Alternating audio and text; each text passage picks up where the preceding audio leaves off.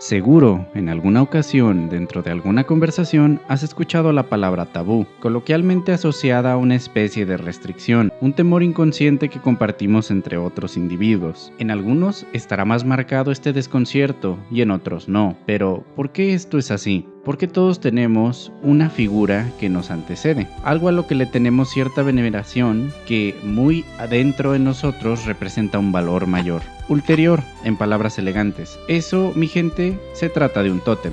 Y sí, seguro pensaron en las esculturas talladas en madera en Canadá. Esas son solo un medio para explicar lo que no siempre la mente entiende de forma directa. Bienvenidos a esta nueva emisión. Ya con anterioridad hemos hablado de alguna de las obras del famoso psicoanalista Sigmund Freud. Dejamos los enlaces a dichos videos y recomendamos comenzar por el primero, El malestar de la cultura, pues es en ese donde dimos una pequeña mirada a quién fue este autor como persona. Ahora, no sabemos si alguna vez han pensado internautas sobre cuál es el origen de lo que les inspira veneración, alguna clase de respeto o por lo menos alguna intriga del por qué tantas personas parecen seguir con mucha admiración. Puede ser una figura fácilmente reconocible en ocasiones y en otras es más una idea que por una u otra razón sentimos una necesidad de seguirla, de protegerla, de darle continuidad.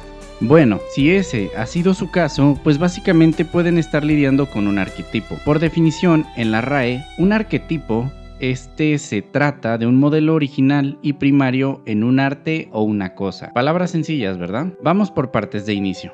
Hablamos del origen del concepto, lo primero de lo primero. Por ende, mucho o buena parte de todo deriva de él. Aún con todos sus cambios y variaciones, todo parte de ese mismo concepto. En segunda instancia, no se limita, sino lo aterriza en algo que puede ser sumamente ambiguo, una cosa, que incluso lo calificará en algo que todos en mayor o menor medida podemos apreciar que es el arte, en sus múltiples formas. Entonces ya tenemos dos buenos elementos que construyen una veneración, pero seguro se preguntan, ¿y eso qué tiene que ver con un tótem o un tabú? Sencillo, este concepto es la forma moderna de hablar de estos dos. Por un lado, por su naturaleza primigenia, que es lo que heredó del tótem, y por su alcance de ser reconocido, que es lo que heredó del tabú.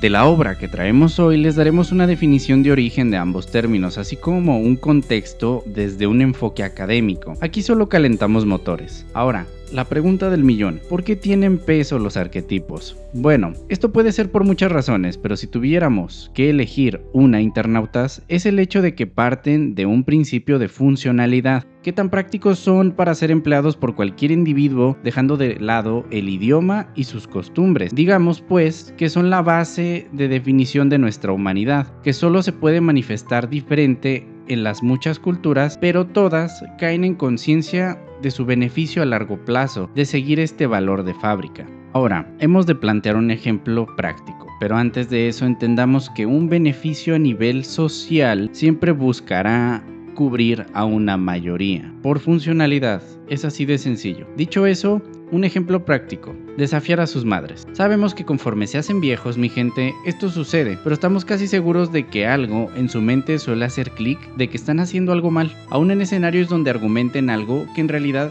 estén ustedes en lo correcto y su objetivo sea guiar. Sin embargo, la sensación parece persistente de contradecirla, es una sensación que quizás les genere desagrado, que quizás se les vuelva intolerable a algunos de ustedes. Lo anterior tiene su base en lo ya mencionado. Está bien arraigado en nuestros instintos más básicos, pero ¿por qué? Pueden pensar, es porque se los dicen, pero cuando no se los dicen, o incluso con figuras anteriores como lo son sus abuelas, o más atrás donde tuvieron poca o quizás nula interacción de origen, lo siguen manifestando de igual modo. Parece irreal, pero es así de fuerte la construcción de un arquetipo en la especie humana. Con lo ya mencionado, creemos pueden caer en cuenta de que es sumamente complicado cambiar lo que hoy le llamamos chip en las personas y se acerca bastante a lo imposible cuando esto busca ser de forma forzada. ¿Es malo tener tótems y tabúes en nuestras vidas? Depende de qué orientación les demos, de qué tan en línea con lo que es universalmente correcto se encuentren alineados. Y ojo, decimos el criterio universal que, como ya sabrán, nadie sigue al pie de la letra, pese a que es bastante preferible.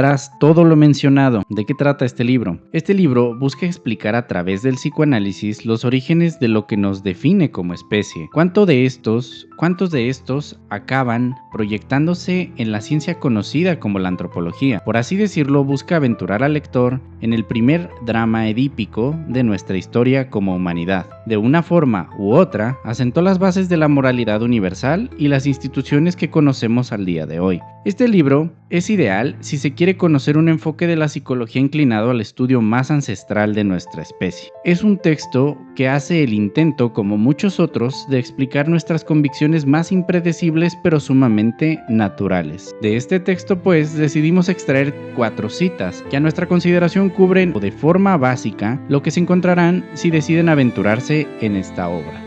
Cita número 1. El tótem es, en primer lugar, el antepasado del clan, y en segundo, su espíritu protector y bienhechor, que envía oráculos a sus hijos y les conoce y protege, aun en aquellos casos en los que resulta peligroso. Los individuos que poseen el mismo tótem se hallan, por lo tanto, sometidos a la sagrada obligación, cuya violación trae consigo un castigo automático de respetar su vida y abstenerse de comer su carne, o aprovecharse de él en cualquier otra forma. Seguro, están pensando internautas, ¿pero qué acabo de leer? Y sí, en lo que se refiere a nuestro pasado, muchas cosas parecen sacadas de una mente algo desviada, pero analicemos con una tradición de México este texto. El Día de Muertos es una tradición ancestral. No hemos de debatir orígenes, pues cada quien en este tiempo quiere contar la, entre comillas, más verdadera de las verdades más verdaderas. Entonces, está de más una nueva versión. El enfoque de esta tradición, no negarán, es hacia nuestros ancestros, familia y personas valiosas que fueron parte de nuestra historia. Una pulsión nos lleva a venerarles, poner un altar hacia ellos, a respetarles sin hacer preguntas, sin observar sus posibles defectos en vida. Queda prohibida toda acción de abuso hacia ellos, hacia su memoria. Y en retribución está ese bienestar, esa sensación de cuidado y permanencia simbólica en lo que nos toque vivir. Eso, estimados internautas, es una figura totémica en su máxima expresión. Cita número 2. Las restricciones tabúes son algo muy distinto de las prohibiciones puramente morales o religiosas. No emanan de ningún mandamiento divino, sino que extraen de sí propias su autoridad. Se distinguen especialmente de las prohibiciones morales por no pertenecer a un sistema que considere en un sentido general las abstenciones y fundamente tal necesidad. Las prohibiciones tabúes carecen de todo fundamento, su origen es desconocido, incomprensibles para nosotros, parecen naturales a aquellos que viven bajo su imperio. ¿Qué tanto dirían internautas se prohíben a sí mismos? ¿Tienen algún sentido sus prohibiciones más intensas y profundas? Es posible que no sepan la respuesta, o quizás no lo hayan pensado, lo cual no está mal, pues pierden su encanto las características, los agentes más naturales que nos valen para identificarnos, justificar nuestra existencia respecto a la del resto. Cabría decir que, si no tienen claro por qué no hacen y hacen las cosas, pues muy probablemente, fuera de sus creencias o brújula moral, estén frente a las cualidades mejor adheridas a su mente que conocerán en su vida, sus tabúes. Un tabú, en esencia, como lo dice esta obra, es un pensamiento primigenio bien arraigado en lo profundo de su mente. No es como la publicidad que observan y los influye, pero eventualmente pasa a pudrirse en el olvido de sus pensamientos. Estos, a diferencia, son recalcitrantes y aunque en su base no van con un objetivo dañino, pueden acabar por serlo a nivel individual. Y justo ahí, la revelación más incómoda para ese vasto inconsciente colectivo. El tabú, observado objetivamente, no parece tener un diseño dirigido al individuo, sino a la masa, que éste puede llegar a conformar. Es para ponerle a raya sin que sea esto de su conocimiento, enseñarle docilidad de formas que no parece un aprendizaje sino una herencia más de la naturaleza, que en buena medida lo es. Un instinto de preservación que no se somete a las creaciones humanas, porque esta es la base de las mismas. Entonces, ¿cuánto dirían que el humano puede cambiar a lo que de fondo le hace ser humano? Cita número 3. La conservación de la omnipotencia de las ideas se nos muestra en la neurosis obsesiva con mayor claridad que ninguna otra, por ser aquella en la que los resultados de esta primitiva manera logran aproximarse más a la conciencia. Sin embargo, no podemos ver la omnipotencia de las ideas, el carácter distintivo de esta neurosis, pues el examen analítico nos lo revela también en las demás. En todas ellas es la realidad intelectual y no la exterior lo que rige la formación de los síntomas. Antes de comenzar, definamos qué es la neurosis. La RAE la define como una enfermedad funcional del sistema nervioso, caracterizada principalmente por la inestabilidad emocional. Vaya. Quizás, si un psicólogo del siglo XX conociese la sociedad de este siglo, se sorprendería por la cantidad de pacientes que se han generado, a tal punto de que hoy parece más la norma el ser inestable, que cabe aclarar, se puede llegar a ser inestable en ciertas etapas de la vida. Lo que lo vuelve completamente nocivo es que nos estanquemos en dichas etapas. Ahora, ¿cuántas personas dirían internautas han conocido que por sí mismas se sabotean de forma directa y de forma indirecta? Seguro se preguntarán, ¿cómo es una y cómo es la otra? Bien, la forma directa es con un discurso de autoconvencimiento alejado de toda realidad aparente. El clásico lo que deseo lo manifiesto, y nosotros les preguntaríamos, ¿y qué has hecho cuando no se manifiesta? ¿Hay alguna clase de plan B? Por lo regular, será un ejercicio de culpabilizarse, porque no cargaron bien el poder interior o algo por el estilo. Al final, muchos acaben manifestándolo, o manifestando, mejor dicho, algo conocido como angustia, todo menos lo que querían manifestar. En el caso de la forma indirecta, va más de la mano de una inacción, producto quizás de un ejercicio de sobrepensamiento, el todo fríamente calculado que no acaba por convertirse en acciones, porque el error siempre está presente y pues se debe ser infalible en estas decisiones. Ante esto les preguntaríamos, ¿y qué tal si el error está en no aprender a equivocarse? ¿Hay algún plan Z? Asumiendo ya calcularon otros 26 planes antes de. La enseñanza aquí es que la mente es tan poderosa que lleva al individuo a desentenderse de algo tan sencillo, al menos en sus elementos base, que es vivir. Cita número 4.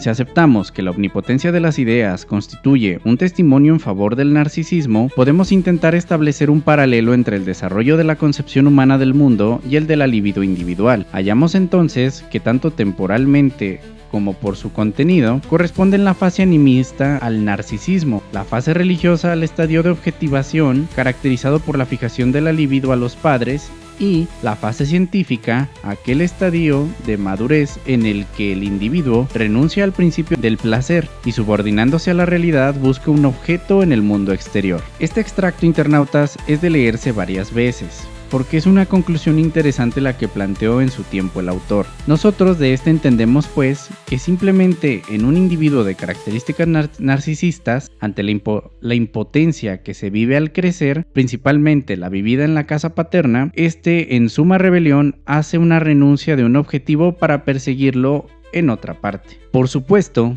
está ese elemento familiar en la cita, internautas, pero divaguemos un poco. Si esto lo vemos desde sus fases, en lo cotidiano, puede decirse que de primera línea está ese proceso de imaginar, idealizar lo que se nos presenta de frente. Todo es maravilloso, pues las posibilidades son infinitas.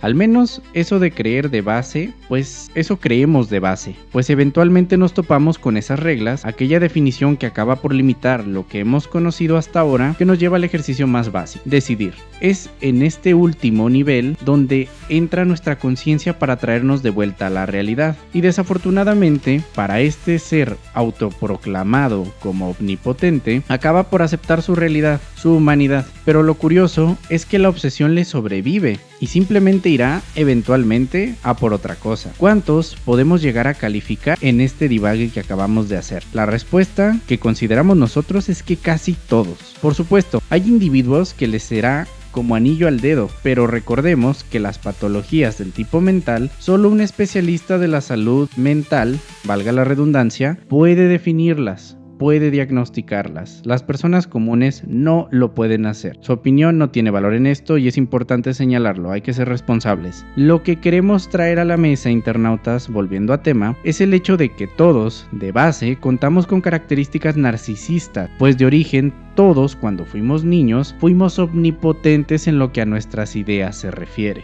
Una lectura que lleva a pensar mucho, que pone en su lugar a nuestra perspectiva a muchas personas con la percepción alterada de la realidad. Un texto que devela nuestros orígenes más incómodos. Pero no nos crean completamente, compruébenlo ustedes mismos leyendo este libro. Fue un placer traerles esta nueva emisión. Esperamos que haya sido de su agrado y a su vez, si les hizo sentido, es agradecido su like. Pero recuerden, ustedes son quienes deciden otorgarlo. Acompáñenos en futuras emisiones a hablar de más libros, mitos, videojuegos, entre otras cosas. Que pasen excelente día, mi gente. Hasta luego.